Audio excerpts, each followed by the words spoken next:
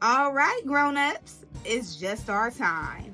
I love the babies, but to help you, I gotta speak my mind. This segment's here to help you grow with book reviews, lessons, and things you'll be glad to know. If your little one's restless or looking to play, send them to my other playlist. The read-alouds there will brighten their day.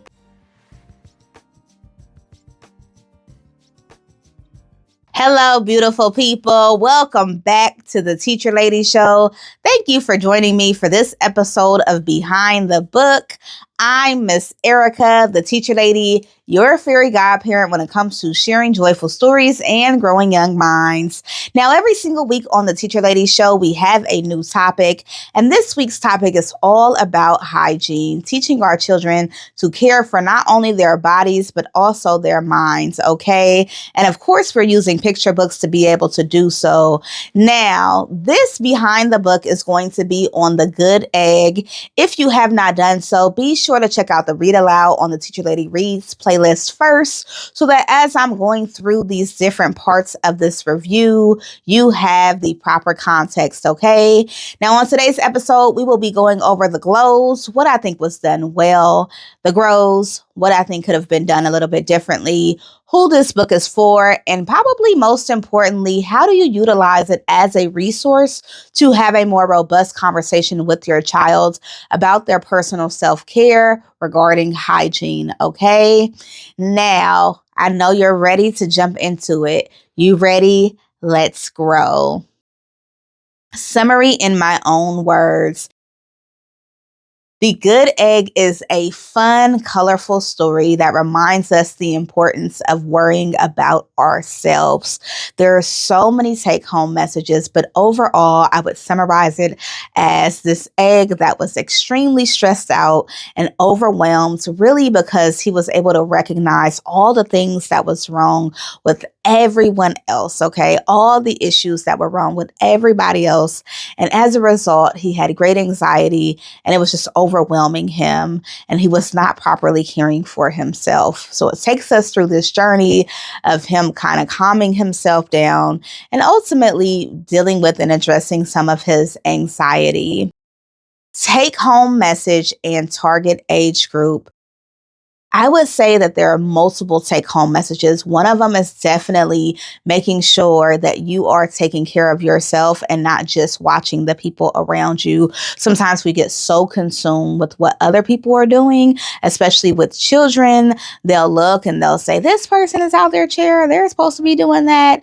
And really, our number one concern needs to be ourselves. And so that was one of the take-home messages. There was definitely a take-home message around anxiety and self-care and just making sure that we're okay, not being overly anxious, not having too many control problems. And so the messages were definitely layered. Now, this week we are talking about hygiene, and I would say that the message of hygiene became very relevant when he could no longer function, right? Because that happens too with children when it comes to brushing their teeth or bathing. They're so overwhelmed by other things and dealing with anxiety and sometimes depression that it heavily affects how they care for their body. And we saw that with the egg. It was difficult for him to sleep.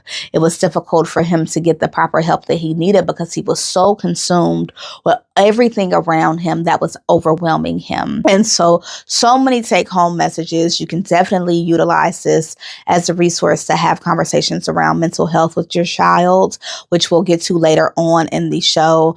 But that's what I would say some of the take-home messages were. Now, in terms of target age group, I would say 5 years old and up is appropriate for this story. At 5, they'll be able to understand kind of the context of the story, answer some questions, and just overall dig a little bit deeper. And I love that the pictures really help with delivering that message to young children. So 5 years old and up, go ahead and grab it. Who this book is for. This book is definitely intended for young children. I would say 5 to 8 is probably a really solid age. I mean, the message is relevant for any age group, including adults, but just thinking about the wording, I would put it around there. In terms of who this book is for, I would just say children, because every child is going to likely deal with some sort of anxiousness, some sort of frustration, some sort of feeling like they have to control a situation. These behaviors are normal for children. And so having this book as a resource to combat that is extremely important. I also think that it's a really valuable tool and book when you are trying to get a child invested in strengthening their own mental health and taking care of their personal hygiene, because eventually he ends up in the doctor's office because he is so overwhelmed by stress, okay, that he ends up having to go to the doctors in order to get help. Having children understand that when you don't take care of your hygiene, when you don't take care of your mental health, there are great consequences is helpful for them to just be aware of it, not to overwhelm them or stress them out, but have a general awareness. I always say there are so many issues we face in adulthood that started in childhood, but we were never taught how to combat them. We were never taught to even recognize them as an issue. And so really, I don't have one specific child that this book is for, but I would definitely say if you have a growing child, a child that is learning and figuring things out, which is all children, go ahead and invest in getting this book and holding a conversation around self-care with your little one. Glows and what I think was done well. I really enjoyed this book. I feel like the pictures were excellent and extremely thoughtful. I read in the back of the book that Pete Oswald is the illustrator of this book. And I was looking at this page specifically, the page that says, my doctor said it was from all the pressure I was putting on myself, the pressure of making sure everybody was as good as me. There's kind of this medical bag that says yolk that's giving him the fluids that he needs, and just the background that says anatomy with an egg. It's just very thoughtful in terms of the illustration.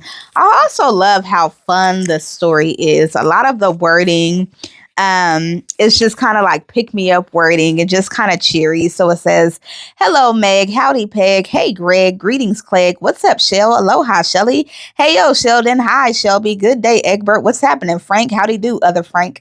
The wording is really, really fun, which would be my next glow. I feel like the wording was very intentional, just writing for children and making sure that children understand and are able to get the message. And I really love that. And then the last glow, which I have many, would really be tackling so many topics in one story in a way that works really well for children. Like they definitely address anxiety. They definitely address being under pressure, perfection and being a perfectionist, being stressed out, being overwhelmed, needing to control everybody around you. Like there's so many kind of markers of mental health that are in this book that I just think was so well done without being like, hey, your mental health is important, laying it out in a way in which children can start to understand and see themselves. Like, where do I do these things? Was just chef's kiss. It was really, really well done. Grows. I do not have a grow for this story. I feel like the story really set out to do what it came to do, and that was share some pretty miraculous messages around our mental health and our well-being, and I just really appreciated it. So I always say if a grow doesn't automatically come to me, I don't go searching for one, and for this book, I just don't have one. Discussion points to have with your child. The first way that I would have a conversation with my child is around their mental health. Where do they see themselves in this story? Are they able to relate at all to the main character in this story? Are there any things that they're having great anxiety about or frustration about, or they're putting great pressures on themselves, and kind of exploring those conversations? And a lot of times with children, if you're struggling to get them to open up about a topic or discussion, you can go ahead and start it off.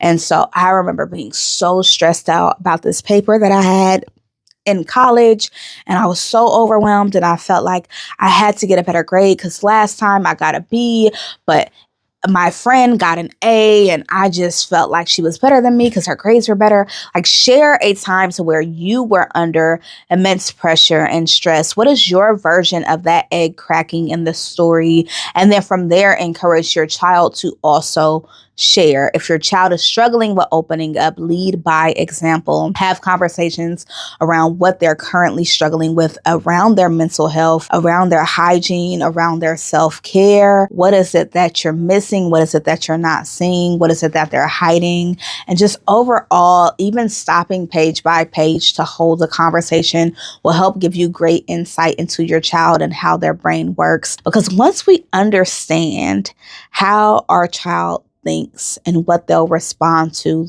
that insight helps us so much as educators, parents, caregivers to be able to support them. So utilize this book to dig a little deeper.